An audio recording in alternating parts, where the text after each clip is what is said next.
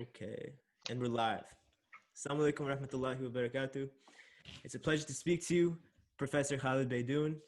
Just a background about our guest today. He's a critical race theorist who studies race and American law. He's a professor of law, and he is the author of American Islamophobia. How are you doing, sir? I'm good. How are you doing? Alhamdulillah, I'm good. I'm good. Um, I have some questions for you today. It's based on your book, some talks I've heard from you, and just the climate in general. I read your book, Yeah. American Islamophobia. Amazing book. Came out a couple years ago. I advise everybody to go get it, especially if you're a college student. I go to UNC Chapel Hill, and I think a lot of people here, or just of our age, would really relate to that book.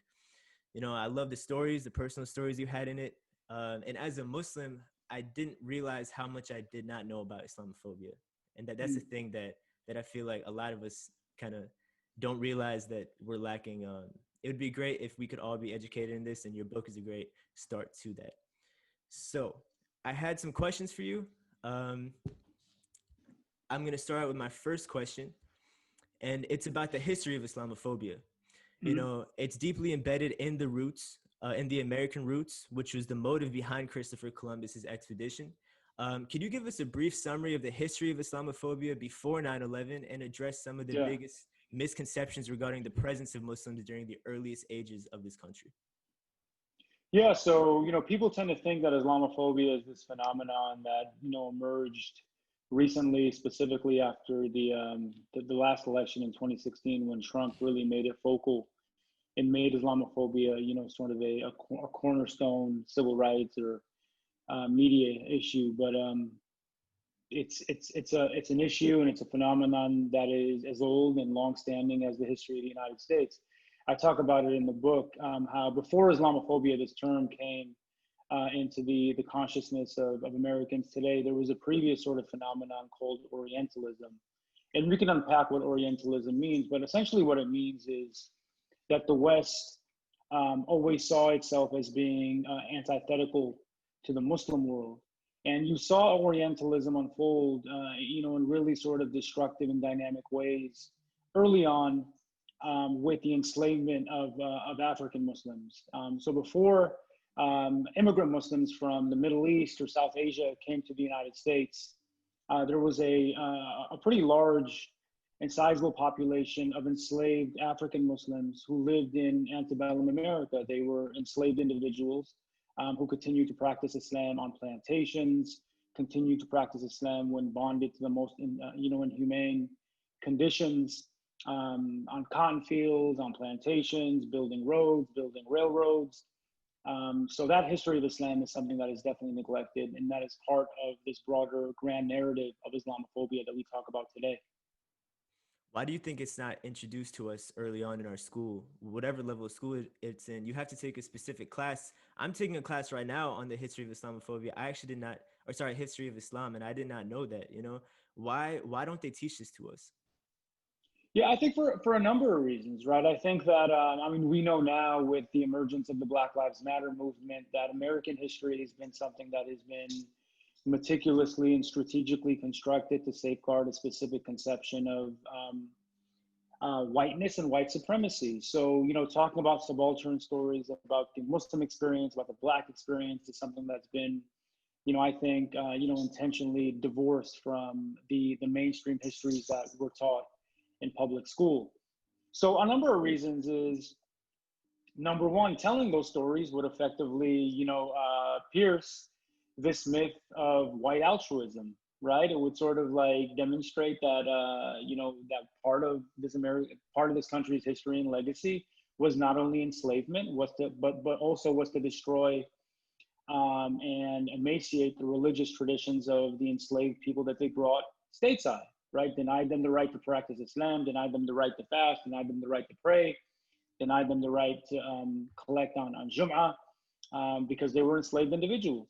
So telling this story and providing these histories to people like you and I, to Muslims, would demystify this sort of pristine portrait of American history that would cause us to be angry and make us make us protest, and so on and so forth. So that's a reason why. I think a second reason why is it's very complex, it's very nuanced, and distilling this history in ways that young people can understand. It can be a challenge. It can be a challenge to relate this history to a general audience. But I think the big reason why is this is kind of like obvious. This is political. But one way in which you build a nation is to conceal its lies and to conceal its greatest sins. Yeah, you know, and that's crazy to think about, especially the way you say that. It's like how much do we not know? You know, Yeah, yeah, especially people growing up. Like, I'm still trying to learn everything. I'm still trying to, you know, from your book, from you, and everything. But there's always this thing in the back of your head, which is like, what is really going on? Like, okay, I see this happening, but what is it really? And it's a toxic environment for everybody, and it's really sad that this is going on. That was actually my second question. You covered Orientalism, which was discussed by Edward Said. yeah. Brings me on to my third question, which is about how you broke down Islamophobia into private, structural, and dialectic Islamophobia. Could you explain this, and can you give some examples of where we can see them in today's world? Yeah, so part of the books project and part of what I do as a law scholar is to try to break down and make sense of what Islamophobia means, to theorize in a way that demonstrates that it's unleashed in different ways. So I broke it down into three different dimensions, the dimensions you outlined. First, you have private Islamophobia, which is animus, violence, bigotry, discrimination that is inflicted by private individuals or private citizens, hate mongers. A demonstration of that would be the murders at your university a couple of years back, right? Yeah. University of North Carolina at Chapel Hill. You had a man, I believe his name was Craig Hicks. He attacked the three young Muslim students largely because of the way they looked and how they believed. You know, this was somebody that was not acting directly on behalf of the state. He wasn't a state employee. He wasn't a policeman. He was a private citizen who decided to, inflict unspeakable violence on three young Muslims, and that is demonstrative of what I call private Islamophobia. Next, you have structural or state-sponsored Islamophobia, which is the form of anti-Muslim animus or violence that is unleashed by the government, right? State actors, the federal government, state government, city government, so on and so forth. The same way we think about state-sponsored racism or structural racism is the way we should think about state-sponsored or structural Islamophobia. An example of that would be the Muslim ban, before the Muslim ban, the Patriot Act, any law or policy that perpetuates the idea that Muslim identity is presumptive of terror threat or terror suspicion. Another popular example or examples would be these anti-Sharia bans that have been proliferating across the states, and those are passed by state governments, not the federal government, that effectively say that any exhibition or demonstration of Islamic practice forewarns of this coming of Sharia law or Sharia law takeover. So they restrict the ability of Muslims to build masajid. They restrict the ability of Muslims to bury their dead in ways that conform with their religious rights by way of state legislation. And finally, Islamophobia is a dialectic. Feel free to cut me off, man. One thing about professors is that we talk for a long time, a lot. So feel free to cut me off and ask No, some I'm just questions. soaking But this in, man. I'm just yeah, soaking this yeah, yeah. in. So I just went for a run, so I'm kind of like worked up. But yeah, dialectical Islamophobia basically ties the two together. So essentially, what dialectical Islamophobia is saying is that if the state, by way of government, by way of enacting these laws, is saying that Muslim identity is presumptive of terror threat, it's essentially mobilizing and emboldening private individuals, right? So people like Craig Hicks or these hate mongers on the streets to attack Muslims and effectively abide by what the law is telling them. So it's no surprise that when laws like the Muslim ban are passed or anti-Sharia laws are passed in places like North Carolina, Arkansas, or Alabama, that you typically see an incline in hate crimes and hate incidents because the law is essentially inciting private individuals to partake in this societal project of policing and punishing Muslims. Is there a different way to combat each type, or do we have to take actions differently at all? I don't think so. There are different strategies, right? So, one way in which you attack structural Islamophobia is through the legal channels, right? Bring suits against laws claiming that specific laws like the Muslim ban or anti-Sharia law bans, compromise or chill your First Amendment rights, your ability to freely exercise your religion. So there are different strategies, but I think the first step is for us to understand how Islamophobia this is distinctly, kind of unleashed along different tracks. And once we understand that, I think it enables us to kind of respond with more intelligent and well strategized responses. Man, yeah, that makes sense. That makes a lot of sense. I like the breakdown. I think it's really important to not paint everybody with the same brush. As you said in your book, everybody does not experience the same Islamophobia, and it's not right to paint everybody with the same brush. It helps us attack it at the root. It helps us understand where it's coming from, how we can combat it, and who's in charge of this. Um, my next question is about actually who, kind of like the last question, who's in charge of it, and that is about Mm, liberal Islamophobia. Can you yeah. speak on liberal Islamophobia? You mentioned it before, but how does it affect us in these times right now?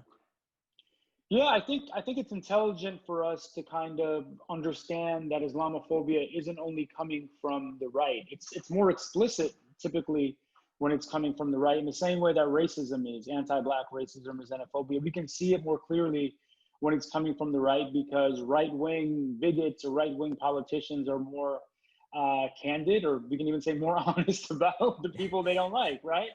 Whereas people on the left, there's a liberal sensibility to not be as clear and not be as explicit about things you don't like. So you hide and you guise more intelligently the way you feel about specific ethnic groups or specific religious groups. But once you really investigate how Islamophobia is unfolding on the left, you see that Islamophobia is not exclusive to the right.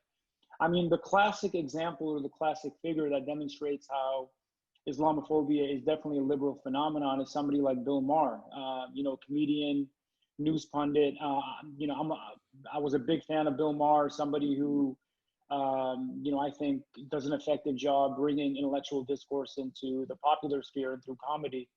But what you could see through Bill Maher, who would classify himself a liberal or at least somebody who's left leaning, is that he bashes Islam in a way that he doesn't bash other religions, right? Puppeting the same kind of tropes and stereotypes that we see coming from the right. He calls, Islam a religion that operates like a mafia. He calls Muslims, a people that inherently can't be assimilated with Western societies.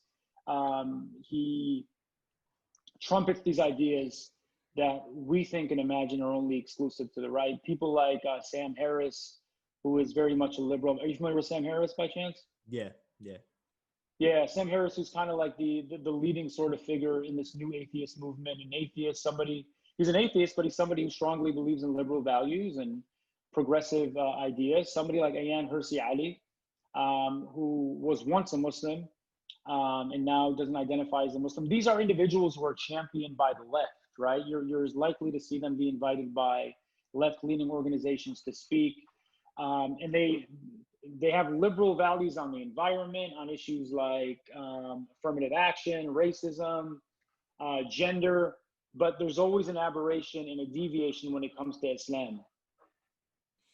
yeah. And speaking of liberals, and the way you said they're not as honest about it, they Yeah, and by no means am I bashing liberals or anything. Like, no, I'm not doing that. But yeah, there is a notion of, or that idea that they can be confused about an aspect of Islam or any religion, and they can kind of question it. But where is the line mm, between that? For example, Catholicism, abortions are not allowed, but a lot of liberals say, well, in this case, they should be allowed. In this case, they should be allowed, and they're expressing their, maybe confusion or lack of knowledge or just their opinion. There's It's still considered respectful, or at least not disrespectful.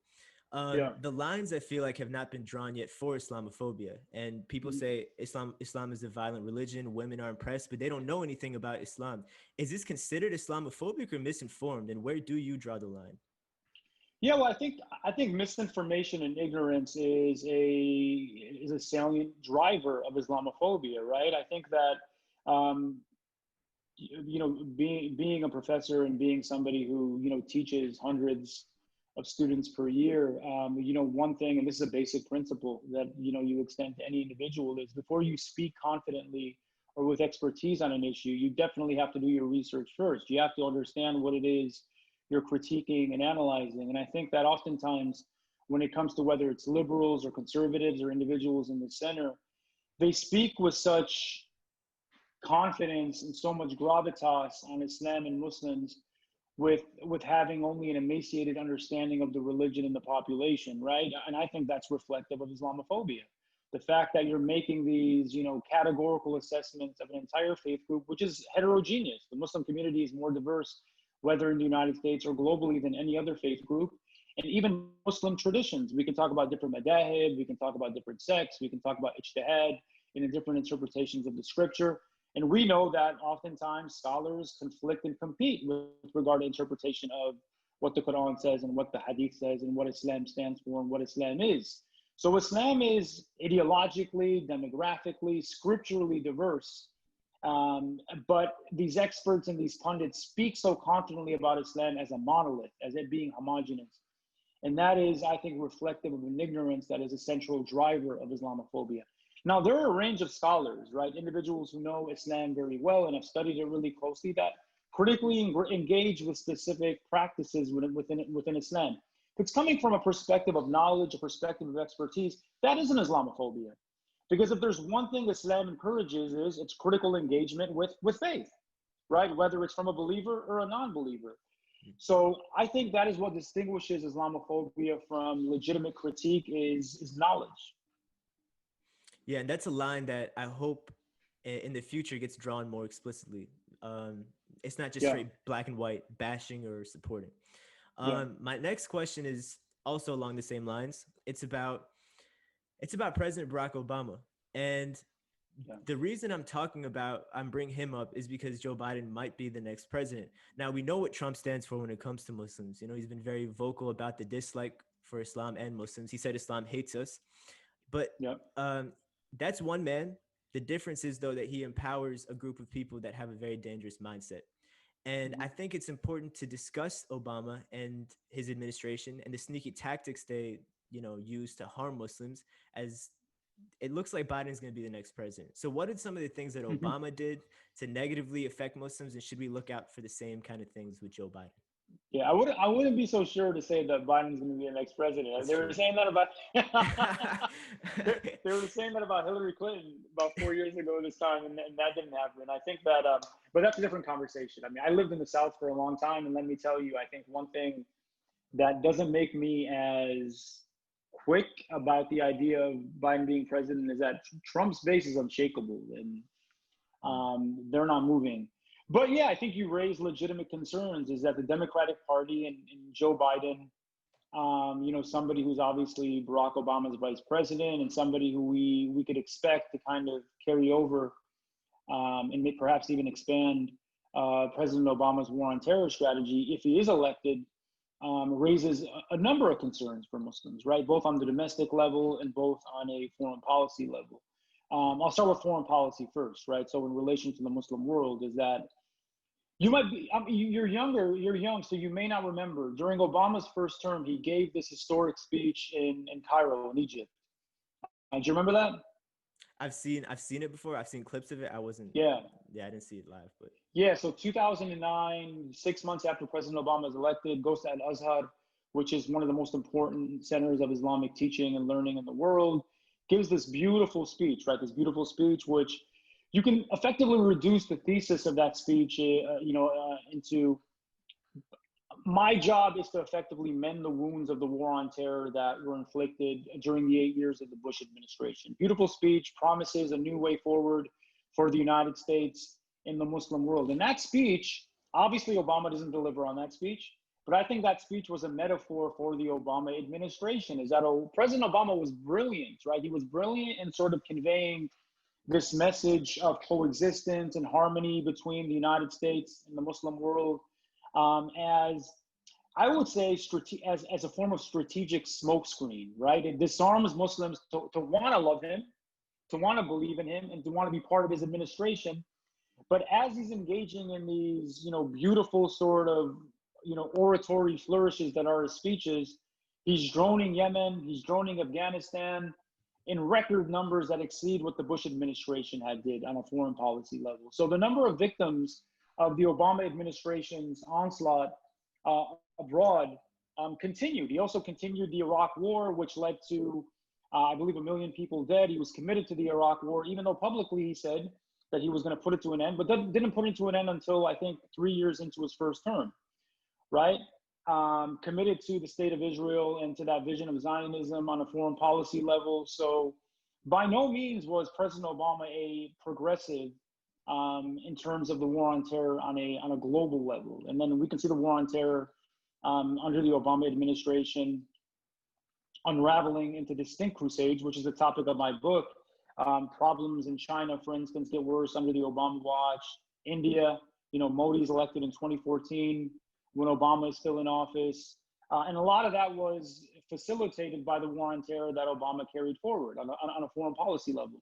On a domestic level, it's frightening, right? Because we have a program that Obama establishes called Countering Violent Extremism, which, for your audience that might not be familiar with that program, I consider it to be the most nefarious domestic structural Islamophobic program, because what it does is it effectively encourages law enforcement to work with imams and masajid, student leaders like yourself, community leaders, Muslims in the community, to function as informants on individuals that the FBI and local law enforcement suspects of being prospective radicals or terrorists, right? So it brings this counterterrorism mission into the heart of Muslim communities, places like New York, Detroit, Minneapolis, Boston, so on and so forth, which divides and destroys Muslim communities along a range of lines, along racial lines, along sectarian lines, and so on and so forth.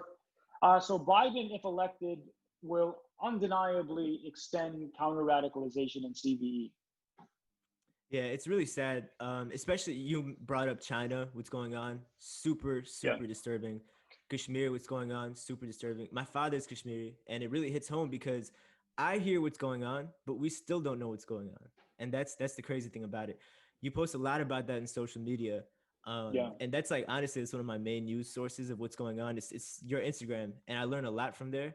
And people don't talk about it. And that's why, my mother told me that there's this whole thing about your son, raise your kid to be a doctor, engineer, programmer, and everything. But in order to change the script, we need to encourage Muslim students or Muslim kids to learn journalism, change the script, push the narrative, so we could get our word out there. That's super important. I mean, then we're doing what we can, and we're complaining about it, rightfully so, but then we could actually take action and really, really make a change.